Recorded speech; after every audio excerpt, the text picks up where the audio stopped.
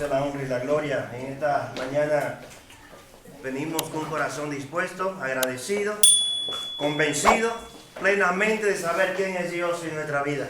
Y por eso estamos aquí, porque tenemos un corazón agradecido. Hermano, quiero leer en el libro de los Hechos,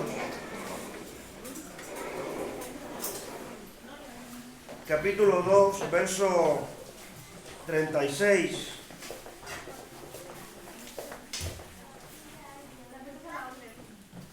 Igual leerlo de 36 al 42, pero me voy a centrar en el verso 36. Dice del verso 36 en adelante, el libro de los Hechos. Sepa pues ciertísimamente toda la casa de Israel, que a este Jesús y a quien vosotros crucificasteis, Dios le ha hecho Señor y Cristo.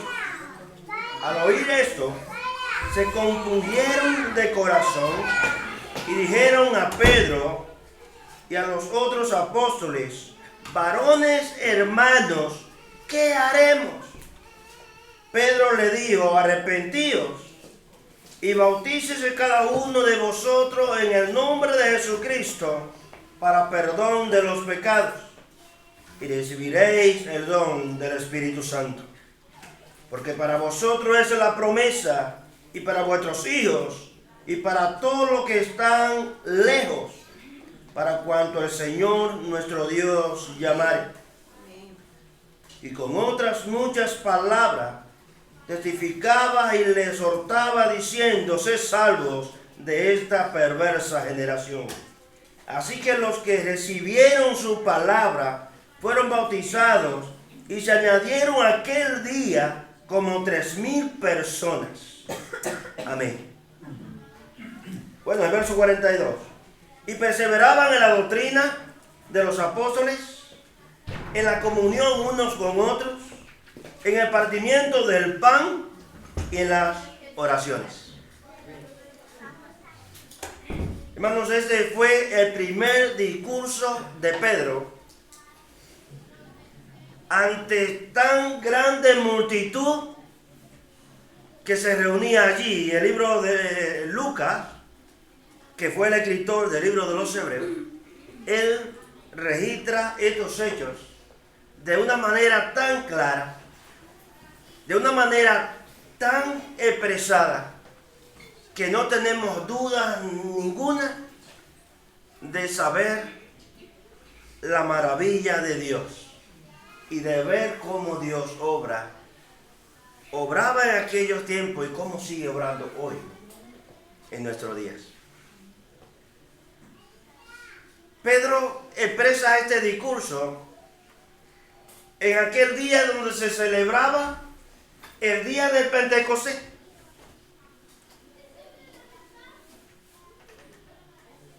Y hay muchas veces que pensamos que el Pentecostés es derramamiento del Espíritu Santo, y Pentecostés era la fiesta que se celebraba, porque la palabra Pentecostés en hebreo significa 50 o 50, y celebraban los 50 días de cual ya Dios le había dado a ellos por estatuto perpetuo en el libro de Levítico, donde tenían que celebrar después que salieron de Egipto, que celebraron la Pascua, que significa paso.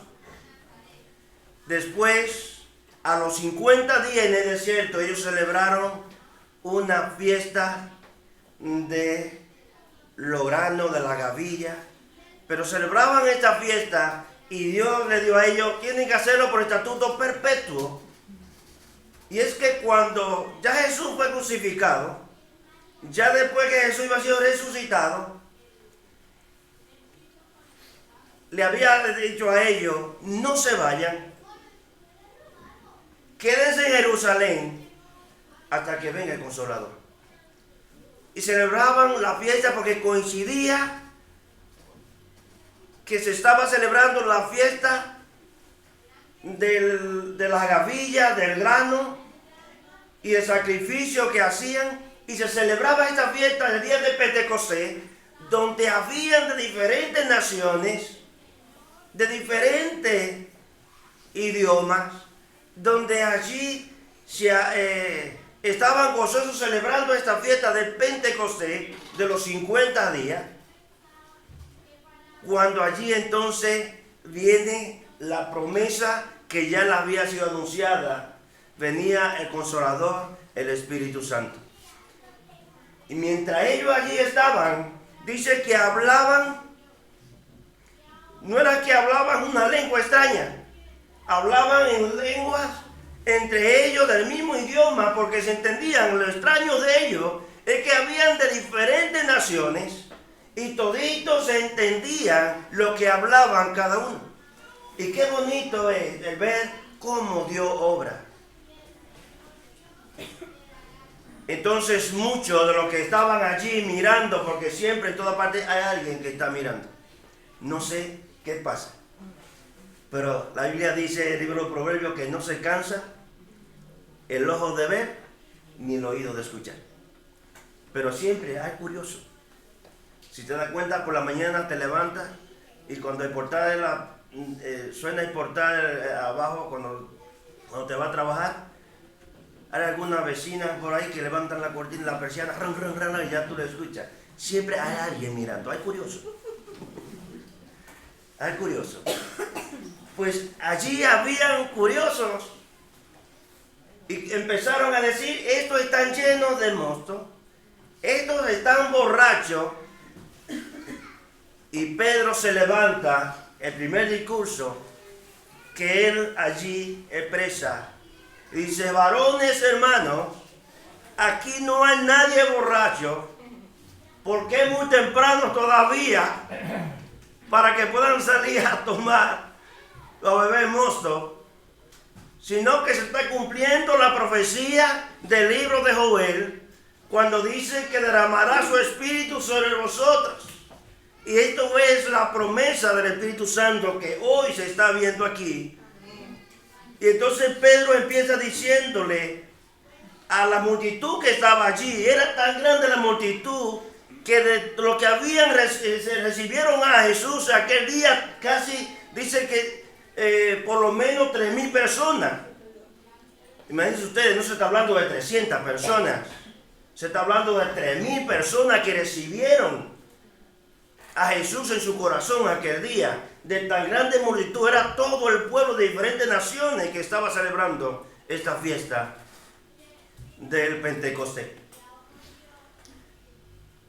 Y Pedro tiene que decirle en el verso 36 a ellos: sepa pues ciertamente toda la casa de Israel que a este Jesús a quien vosotros crucificasteis, Dios le ha hecho Señor y Cristo.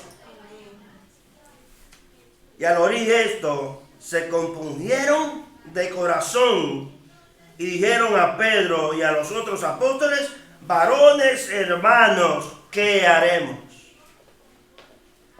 Yo quiero que nos quedemos con esta parte del verso 36.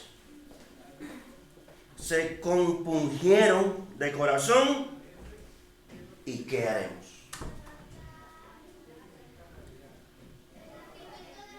Hermanos, ¿qué haremos? Me llama mucho la atención esta palabra de los que estaban allí, porque es la interrogante del ser humano, y es esta, la interrogante de todo ser humano: ¿qué haremos ante el llamado de Dios? Siempre cuando Dios llama hay una excusa. Cuando Dios llama siempre hay una pregunta: ¿y ahora qué voy a hacer? ¿Y ahora qué voy a hacer? ¿Y ahora qué haremos? Dios llama a Jeremías, la excusa que dice: yo soy un niño. Le habla a Moisés y dice: es que yo soy muy torpe de hablar, porque Moisés era tartamudo, tartamudeaba. Y tenía ese problema. Y cuando recibimos el llamado de Dios, la pregunta es, ¿y ahora qué debo hacer? ¿Por qué? Porque siempre hay muchas cosas que tenemos que despojarnos. Y la pregunta es, ¿y ahora qué hago? Y lo que ya tengo, la plataforma que ya tengo preparada, ¿y ahora qué hago con eso? ¿Qué hago con lo que ya vengo arrastrando atrás? Hermano, cuando aquella multitud se confundió de corazón y empezó a hacer preguntas, ¿y ahora qué debo hacer? ¿Y ahora qué haremos? Pedro tiene una respuesta. Dice, arrepentíos y bautícese en el nombre de Jesucristo para perdón de pecado. Esa es la primera opción que tenemos cuando recibimos el llamado de Dios.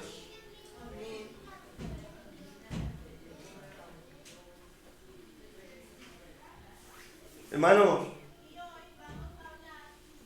creer que todavía hoy hay un Dios que está llamando es la primera parte que nos corresponde a nosotros. Creer que todavía hay un Dios que está llamando y que está a la puerta. Y que todavía está esperando ante la respuesta y ante la pregunta que tiene, ¿qué debo hacer para seguir hacia adelante? ¿Qué debo hacer para quitar todas las dudas que hay en mí? ¿Qué debo hacer para quitar la pereza que hay en mí? ¿Qué debo hacer para creer en que Jesús es mi Salvador? Y la primera parte es creer que todavía hay un Dios que está llamando. Pero hay un problema. Nosotros como seres humanos, hay un problema que nos embarga siempre y es la incredulidad y la falta de fe. Son dos cosas que nosotros como seres humanos vamos a tener siempre. Y es la incredulidad y la falta de fe. Y en aquel momento fue la pregunta, ¿qué haremos? Porque se sentían ya confrontados con la palabra, conocían la ley, pero se dieron cuenta que Jesús vino y que ellos fueron partícipes de la crucifixión. Y se sentían confrontados. ¿Y ahora qué debo hacer?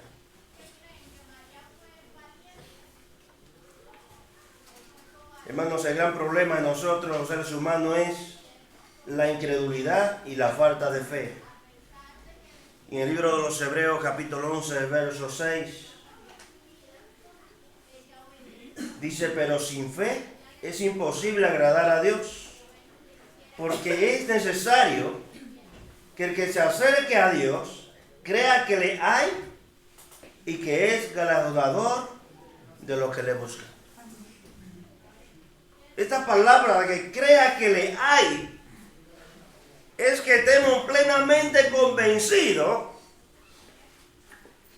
que Dios empezó una obra en tu vida y en mi vida y que Él la va perfeccionando, no como nosotros queremos, sino como Él quiere. ¿Sabe por qué? Porque Él es soberano y porque Él es Dios. Y esta obra que la empezó en nuestra vida, porque creemos que Él es real y que Él es fiel a la promesa, Él la va a terminar y la va a llevar a la perfección, no en tu fuerza, no en tu voluntad, no en tu pensamiento, no en tus emociones, sino que la vas a hacer en su voluntad, cuando Él lo vea correcto y cuando vea un corazón compungido La palabra compungido significa traspasado en griego. Y cuando nosotros nos damos cuenta, con un corazón ya traspasado, un corazón traspasado con la verdad, y podamos ver la imagen de Cristo y ver quién es Cristo en nuestra vida, entonces vamos a estar plenamente convencidos de que en la obra que Dios empezó en nuestra vida, nos vamos a ir perfeccionando, y no hay una manera más que poderla observar, y es en la obediencia hacia Dios.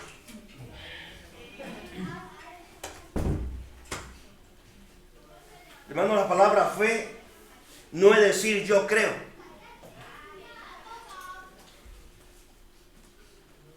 La palabra fe va más allá de nuestra creencia. Porque puedes decirle a cualquier persona, ¿tú crees que existe Dios? Sí, yo creo. Pero no se trata de decir yo creo. Es estar plenamente convencido que Dios es real y que tiene un regalo precioso que se llama salvación. Y cuando estamos plenamente convencidos que Dios es real y que hay un regalo precioso que se llama salvación, entonces ya nos centramos en mirar una fe y materializarla como yo creo que voy a conseguir un trabajo porque tengo fe, yo creo que voy a comprarme un coche porque tengo fe, creo que voy a hacer tal cosa porque tengo fe, y déjame decirle que eso no es fe. La fe salvífica es la fe de creer que hay un Salvador y que nos va a llevar más allá de nuestras vistas, de lo que nosotros miramos, porque nos va a llevar a morar con Él por los siglos de los siglos. Y cuando nos centramos en esa fe salvífica de creer y decir ahora, ¿qué debo hacer? Me hago la pregunta, ¿qué hago ahora? Me centro en una fe salvífica. Entonces ya me olvido de las cosas materiales, que es obligación de hacerlas. Tengo que trabajar para poder sustentarme, tengo que tener algo para pagar el local, para pagar el piso, o para pagar la hipoteca. Es una obligación que tenemos, pero la fe que nosotros tenemos que tener es la fe salvífica de creer que hay un Salvador y que la bendición más grande que tú y yo podemos tener es tener a Cristo en nuestros corazones. Tener un corazón traspasado, un corazón plenamente convencido de saber quién es Dios.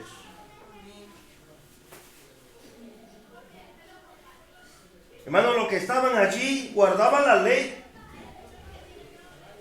Ellos también tenían fe, porque ellos creían en Dios. Si hay un pueblo que tenía fe y tenía que creer en Dios, era el pueblo de Israel, porque desde tiempos antiguos Dios venía trabajando con ellos. Guardaban la ley, pero no entendían el plan de salvación por medio de Jesús. Ellos no lo entendían. No entendían que las Sagradas Escrituras son inspiradas divinamente.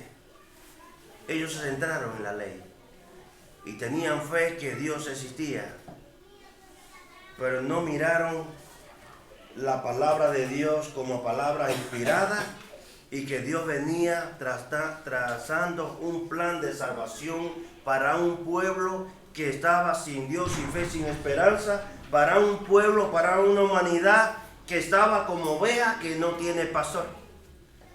Ellos no entendían eso hasta que Pedro empezó a decirle a ellos y llevarlo a una claridad de que ellos se confundieron de corazón.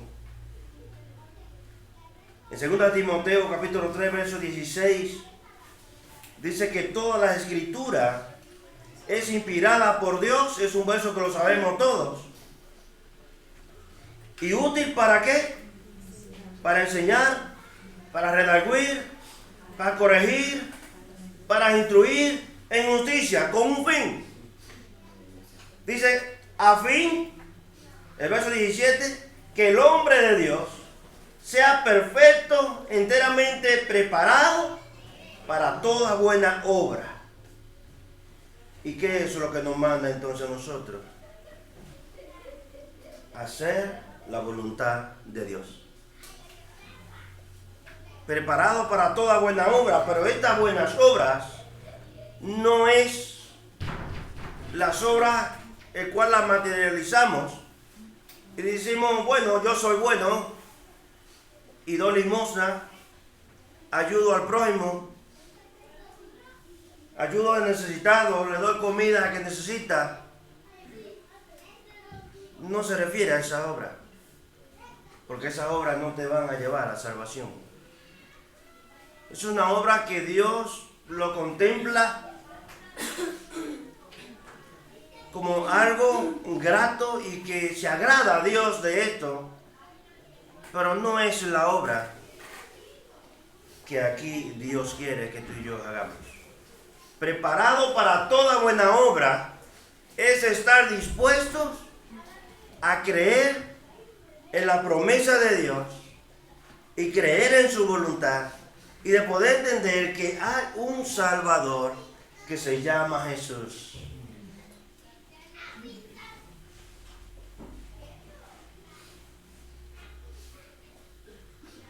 ¿Qué haremos? La multitud pregunta a los apóstoles que estaban allí. Hermanos, primeramente tenían que reconocerse que eran pecadores como el hijo pródigo. Y eso es lo que nosotros tenemos también que reconocer. Que somos pecadores, pero que un día reconocimos que había un regalo precioso para nosotros que se llama salvación y que también preguntamos, ¿qué haremos? Y pudimos echar mano de ese regalo precioso que Dios tenía para nosotros y que sigue teniendo para muchos que todavía no creen. ¿Qué haremos? Tenían que reconocerse que eran pecadores, como el hijo pródigo. En Lucas capítulo 15, 18 y 19, el hijo pródigo dice, me levantaré e iré a mi padre y le diré, Padre, he pecado contra el cielo, contra ti, ya no soy digno de ser llamado tu hijo, hazme como uno de tus jornaleros. Y déjame decirte una cosa, hermanos, que cuando este hijo el pródigo, él vio que solamente la escapatoria estaba en ir a la casa de su padre, él entonces se humilló y fue allí y dijo esa palabra también al Padre, he pecado contra el cielo, contra ti. Yo no soy digno de llamarme tu hijo, tenme como uno de tus jornaleros, de tus trabajadores. Pero el hijo dijo, el padre le dijo a los trabajadores, traed el becerro más gordo y vamos a hacer fiesta, porque este que era perdido ha venido. Y eso es lo que Pedro le está diciendo a ellos. En ese momento tenían que reconocer que eran pecadores y que tenían que venir al arrepentimiento por medio de Jesús. Pero que esa convicción no la iban a tener ellos por sí mismos, sino que tenían que tenerla por medio del Espíritu Santo. Y el Espíritu Santo es que convence. El Espíritu Santo es que nos convence a nosotros de pecado cuando fallamos, el Espíritu Santo, no sé si algún tiempo ha fallado y ha sentido un pálpito en el corazón más fuerte, como que algo te reprende. Y es el Espíritu Santo que te está convenciendo, te está dando convicción de que estás haciendo algo mal y que tienes que retroceder hacia atrás otra vez. Retroceder al nuevo amor. En el libro de Juan 16, versos 7 y 8, Jesús le dice: pero yo os digo la verdad, os conviene que yo me vaya, porque si no me fuera, el Consolador no vendría a vosotros, mas si me fuere, os lo enviaré. Y el verso 8, y cuando Él venga, convencerá al mundo de pecado, de justicia y de juicio. Y cuando Pedro está dando este discurso y le habla allí a aquellas personas, él entonces, en el verso 37 de los libros de los Hechos, capítulo 2, dice que al oír esto, se compungieron de corazón y dijeron a Pedro y a los otros apóstoles, varones, hermanos, ¿qué haremos? Hermano, esto no lo hicieron ellos por sí. Es que ya el Espíritu Santo estaba derramado allí y le estaba convenciendo de pecado. Había un convencimiento en ellos de que no le bastaba solamente la ley, que no le bastaba solamente la creencia, que había un plan de gracia, había un plan de salvación, y que no solamente los sacrificios, no solamente en la ley, no solamente en lo que ellos creían, sino que había un plan de salvación que se llama Jesús, el cual ya había sido crucificado. Y al ver esto, ellos fueron traspasados con la verdad y fueron convencidos de que solamente había salvación para ellos por medio de Jesús. Y déjame decirte, hermanos, que eso es lo que nosotros tenemos que hacer. Estar plenamente convencidos. Un corazón compungido, un corazón traspasado. Dice que se compungieron. Y en griego, la palabra compungir significa traspasar o atravesar. Y designa algo inesperado. En ese momento ellos no estaban esperando que le pudiera pasar esto. Pedro empezó el discurso, empezó aclarándole a ellos: a ese Cristo que ustedes crucificaron, a ese Cristo Dios lo ha hecho Señor y Cristo. A ese hombre que ustedes crucificaron, era el dador de la vida. Y ellos en ese momento sintieron ese flechazo que traspasó su corazón. Y es el momento que tú y yo hemos tenido cuando recibimos a Cristo en nuestro corazón.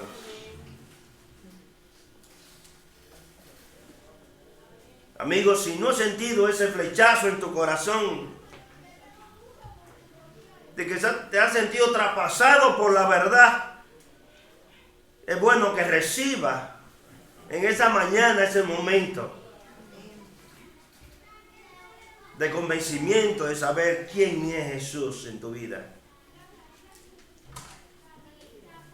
MacArthur dice: en un acto de congoja, confusión y profunda convicción espiritual,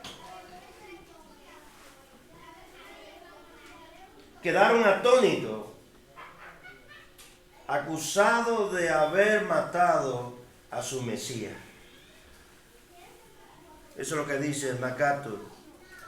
Ante este momento como Pedro habló la palabra y le acusaba a ellos de que habían matado a Jesús, ellos se sintieron culpables y ante este momento ellos se dieron cuenta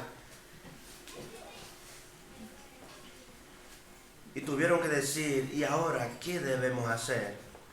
Pero Pedro tuvo una respuesta: creed. Creed.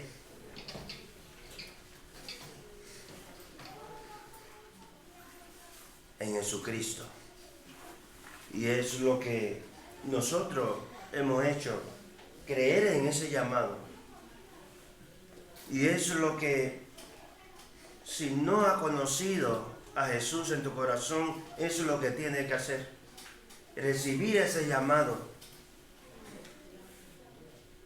Y que seas confrontado, pero también convencido con la verdad. Pedro en aquellos días le habló la palabra y fueron convencidos. Dice que se comprimieron de corazón. Pero hoy no está Pedro. Hoy tenemos el Espíritu Santo. Hoy tenemos el Espíritu Santo que nos confronta. Hoy tenemos la palabra que nos habla. Hoy tenemos el Espíritu Santo, hermano, que nos convence de pecado, que nos convence de que Jesús, y que el único sacrificio de Jesús en la cruz del Calvario es el motivo de que tú y yo estemos aquí en agradecimiento y que podamos darle las gracias a Dios por su obra redentora en la cruz del Calvario, el cual mandó a su Hijo por cada uno de nosotros.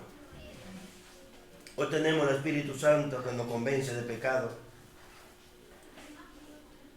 Hermano, el Evangelio había llegado a sus corazones.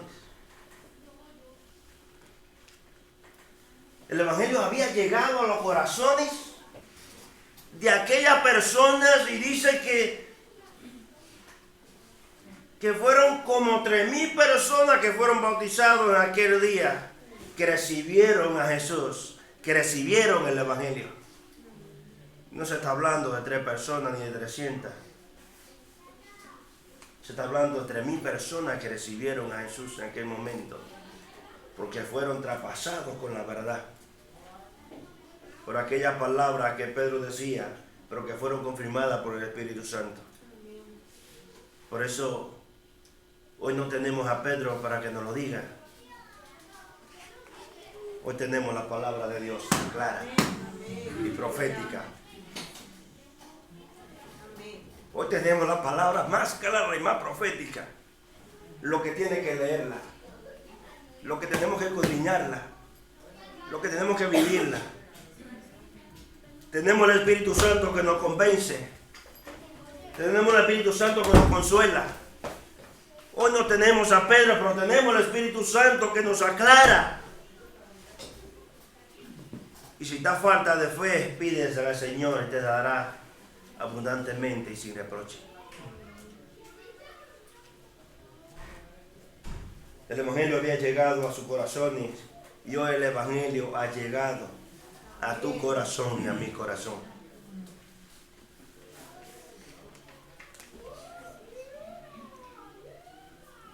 Hermanos, podemos decir lo mismo que aquellos hombres cuando fueron compungidos por el Espíritu Santo. ¿Y ahora qué haremos?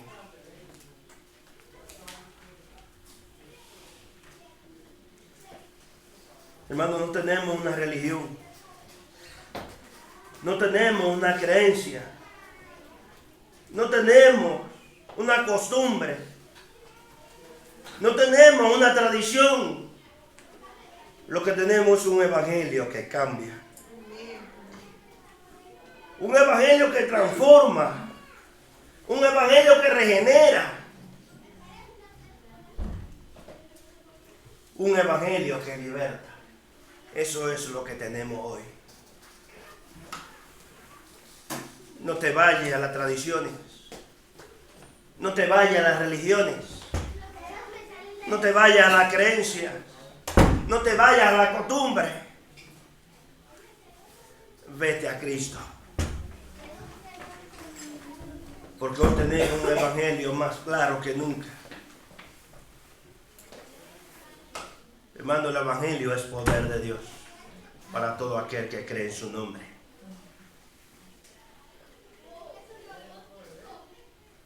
Pero hoy se ha ido acomodando el evangelio y ya no sé si llamarle el evangelio, porque hoy en día es unas emociones, y si dice algo que le pueda chocar a los hermanos, muchos se sienten mal y ya dice, va, ya no vuelvo porque ahí pues me están diciendo lo que yo tengo que hacer.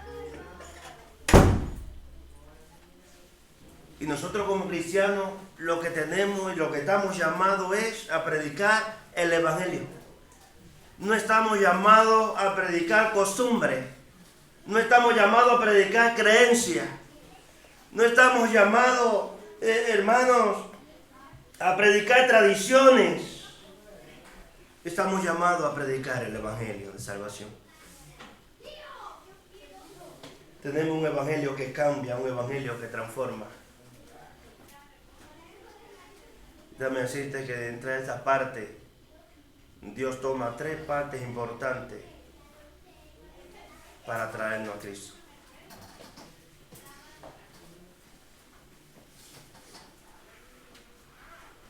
Él primeramente proyectó el sacrificio por medio de Jesús. Dice la Biblia que no escatimó a su propio Hijo, sino que lo entregó por ti y por mí. El primer paso que Dios ha dado es proyectar el sacrificio de Jesús en la cruz de Calvario. Segundo paso,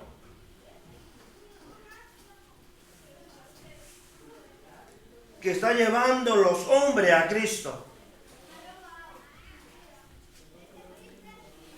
Dice que Dios estaba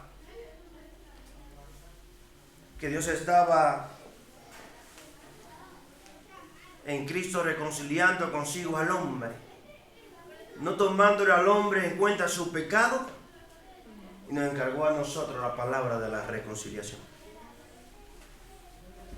Pero de eso de que no le tomó en cuenta al hombre su pecado, no es que tú vas a estar pecando porque Dios no te toma en cuenta, sino los pecados que ya tú habías cometido, Él los perdona y ya lo echa al olvido, ya no vuelve a traértelo, a sacártelo en cara. Y la tercera parte que Dios hace es perdonar nuestro pecado. Hay 3 cosas, que es el sacrificio en la cruz. La segunda, llevarnos a Cristo. Y la tercera, perdonar nuestro pecado.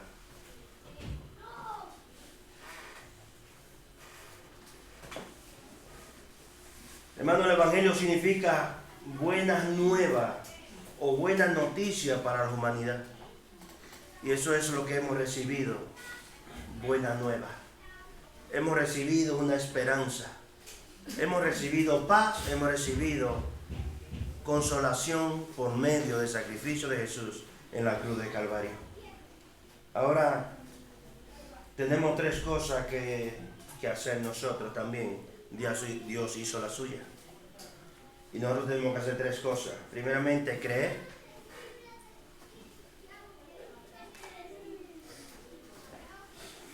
Confesar nuestros pecados. Y la tercera, recibir a Cristo en nuestros corazones. Por esa parte nos toca a nosotros. Ya Dios hizo su parte. El Espíritu Santo está dando convicción, pero nosotros tenemos que hacer la nuestra. Pero tenemos un evangelio, hermanos, clarísimo. Tenemos un evangelio tan claro que no es cuestión de costumbre, no es cuestión de religión, no es cuestión de tradiciones. Tenemos un evangelio que cambia, un evangelio que transforma, un evangelio que edifica, un evangelio que nos hace ser diferentes. Buena noticia para la humanidad, en que Cristo Jesús murió en la cruz, derramó su sangre por ti y por mí, y que hoy Él vive y reina por los siglos de los siglos. Cuando Pedro le dio las palabras, aquel discurso, y fueron convencidos, ellos recibieron a Jesús. Y permite, Señor, que tú y yo estemos plenamente convencidos quién es Jesús en nuestra vida. ¿Quién es Jesús en nuestros corazones? No solamente pensar que Jesús murió en la cruz y que ya eso me basta. Es que hay una parte que tenemos que hacer nosotros, y es obedecer, buscarle, agradarle, vivir una vida conforme a su voluntad. Hermanos, iglesia, que Dios te bendiga, que Dios te guarde, y permite, Señor, que haya un corazón compungido, plenamente convencido, un corazón traspasado de verdad, y poder entender el sacrificio que Jesús hizo en la cruz de Calvario. Que aquel sacrificio no es en vano. Que aquel sacrificio no es algo solamente para mencionarlo, sino para vivirlo. Y que podamos vivir una vida conforme a su voluntad. Que Dios te guarde y que Dios te bendiga en esta mañana.